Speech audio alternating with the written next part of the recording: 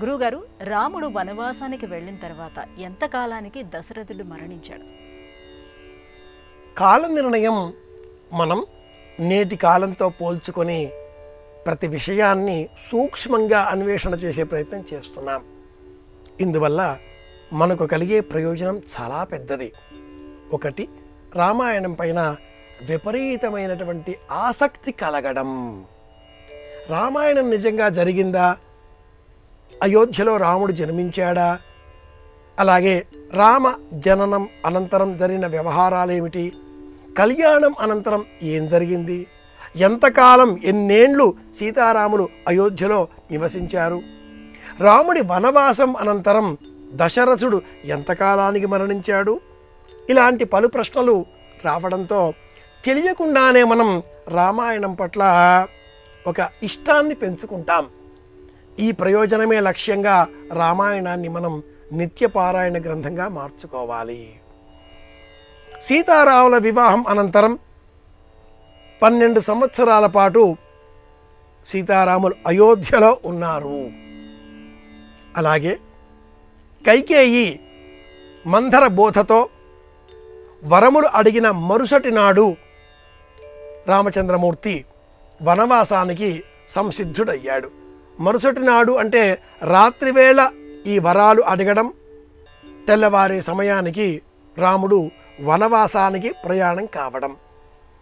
ఏ పునరుసు నక్షత్రం నాడు, చైత్రమాసం శుక్లపక్షం దశమి తిథి నాడు పట్టాభిషేకం అని వశిష్ఠాదులు నిర్ణయించారో ఆ ముహూర్తానికి రాముడు వనవాసానికి సంసిద్ధుడై వెళ్ళిపోయాడు.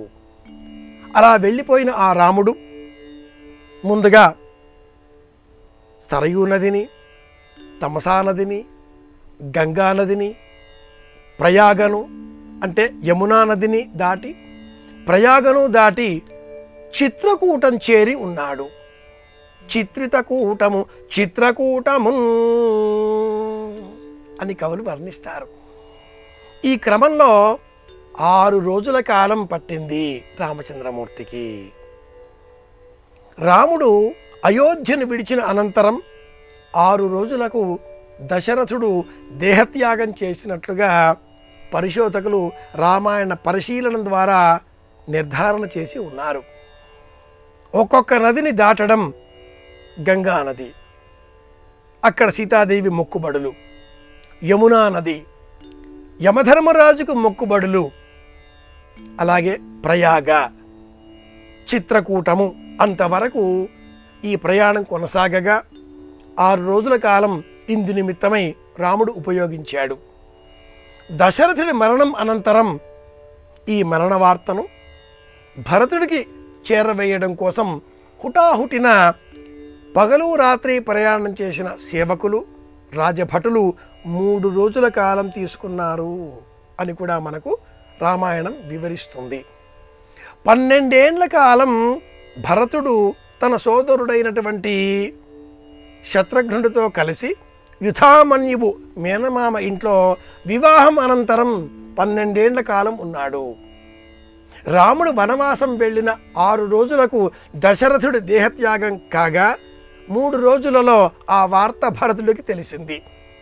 3 రోజుల ప్రయాణ దూరంలో ఉండేటటువంటి దేశానికి సంబంధించిన వర్తమాన విశేషాలు 12 ఏండ్ల కాలం తెలియకుండా ఉన్నాయా?